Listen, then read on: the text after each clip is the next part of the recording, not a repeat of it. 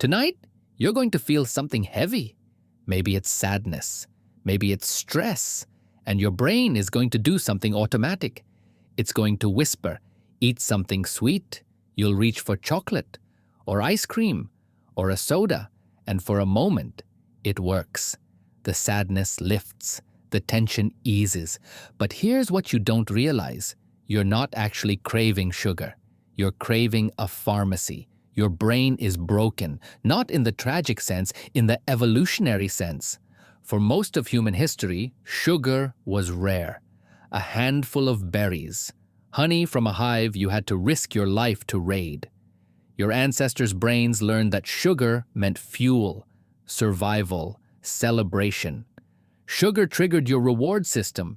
It released dopamine. It made you feel alive. But then something changed.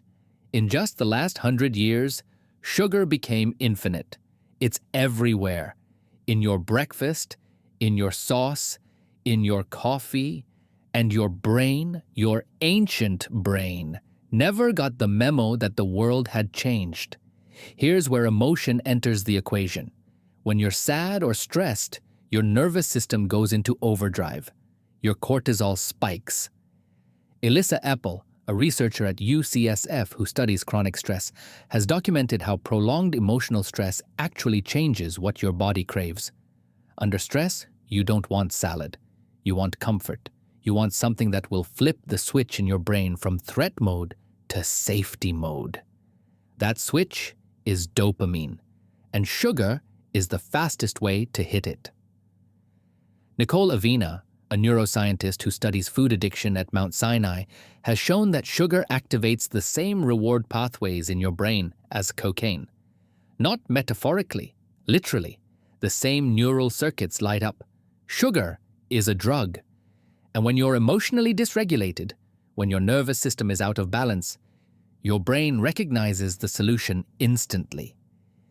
Here's the cruel part. It works. Sugar does calm you down. Your blood sugar spikes. Serotonin and endorphins flood your system. You feel better for about 20 minutes. Then your blood sugar crashes, your mood plummets, and your stressed brain is even more desperate for relief than before. You reach for sugar again and again, and suddenly you're not eating to survive. You're eating to self-medicate. Your ancient ancestors didn't face this loop. When they felt sad, they gathered together. They moved their bodies. They slept. They didn't have infinite, hyper-palatable, engineered sugar waiting in every cupboard, designed by food scientists to trigger maximum dopamine release with every bite.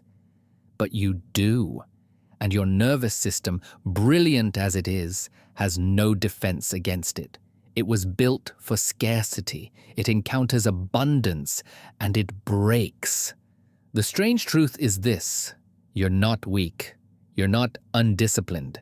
You're not broken because you lack willpower. You're responding exactly as your neurobiology designed you to respond.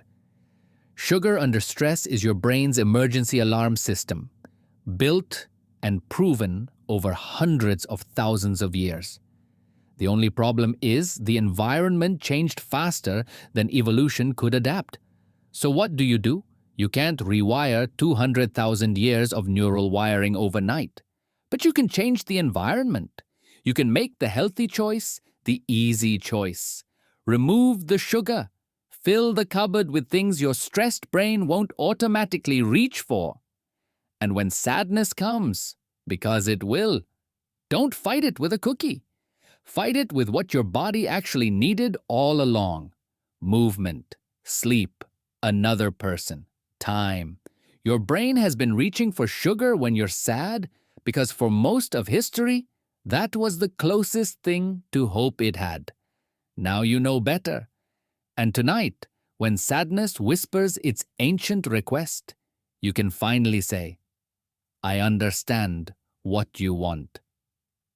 But I know something better. Videos बनाने हैं, Filmora है ना।